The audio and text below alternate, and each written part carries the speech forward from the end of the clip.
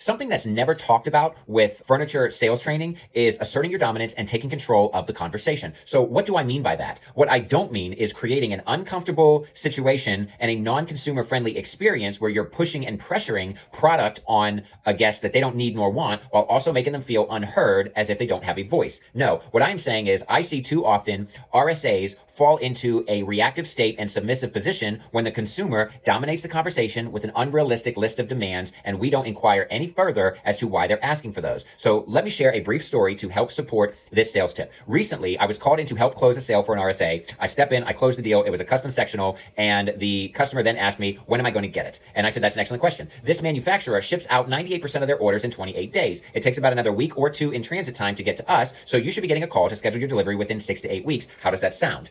And she goes, and I go, what's wrong?